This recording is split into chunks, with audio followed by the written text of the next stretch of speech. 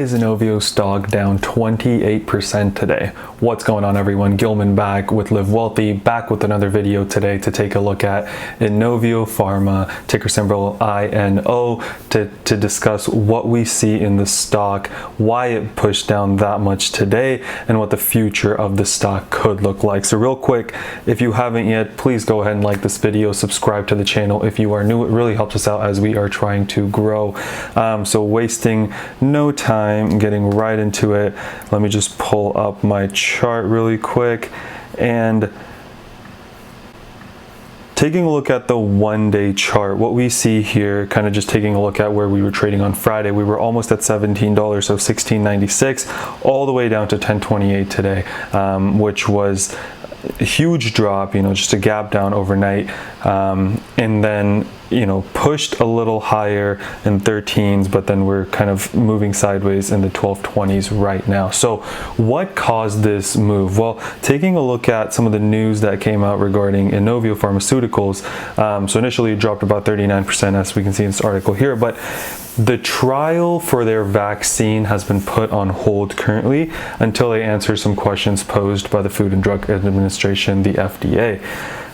So initially their plan was to move to phase 2 and 3 of their trial by September, so probably by the end of September. Now it looks like they are not going to be able to do that until sometime in October. So they are now actually going to address the questions that the FDA asked in October, and then the FDA has 30 days to decide whether the clinical trial can move forward. So this puts the company's vaccine in total jeopardy, right? Because first thing, they have to, get back to the FDA, which they are not planning on doing until October.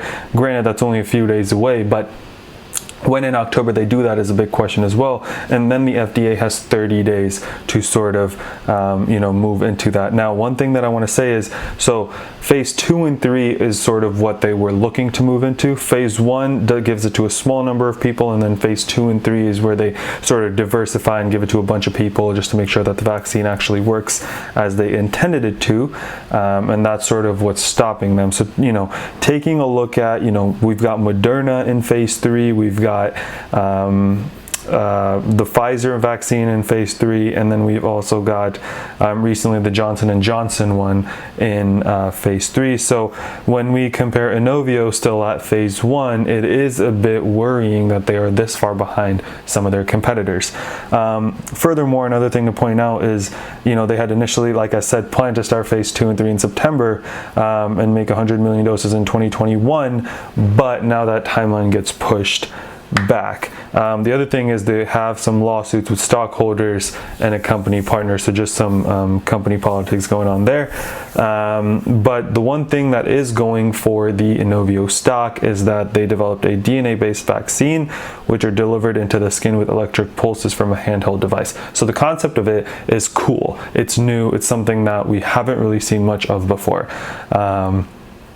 But that being said, the company still needs to prove the efficacy of it and that it is something that works in its stage 2 and 3 trials. But taking a look at the stock, so year to date, when we take a look at the chart, it was a very, very cheap stock before COVID, and at the beginning of COVID, around the March timeframe, we see it going from almost $5 to $18, coming right back down, and then it's had sort of its runs up, but then huge runs down, right? So we see in late June it ran up from 12 to 33, almost 34, came down, ran up, and then since then, it's been just on this trend downward. If I were to kind of draw this and stretch it out, we see it's trading in this lower low, lower high type deal, which is not good for any company, right? So just coming straight down for between, July all the way to September. Did have a little push up, but now we are back in the, I guess you can say we erased the sort of push it had in September. Now, taking a look at some of the indicators, what is interesting to point out is when it dropped in early September, it then made a push towards its 50-day moving average line. But then with this now, it is now way separated from that as well. The good news that I see in the stock is it does have room to run, right?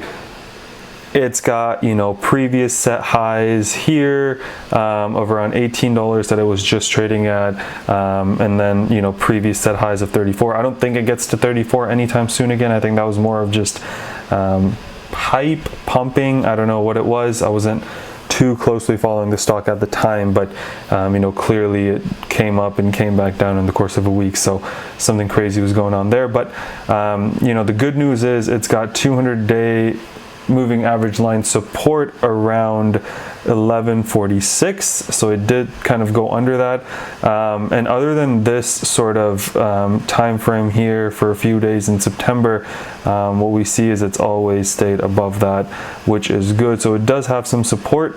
I think that it could, you know, try to push up again towards this 20-day moving average at 1322, but also towards its 50-day moving average in the near future, assuming that nothing crazy happens, right? So assuming that, so taking a look back at the news, what we saw was that,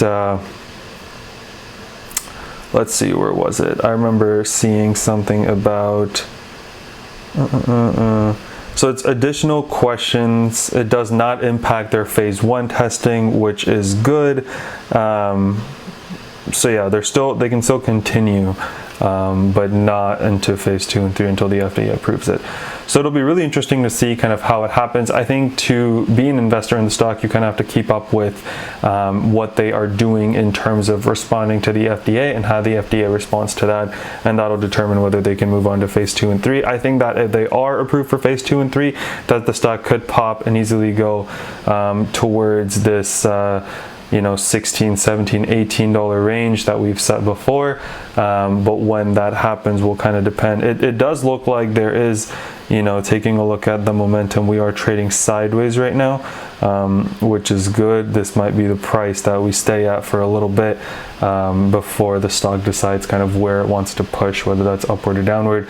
Downward, we do have good support at the 200-day moving average line, and lots of room to run before we get to the 20 and the 50-day moving average line.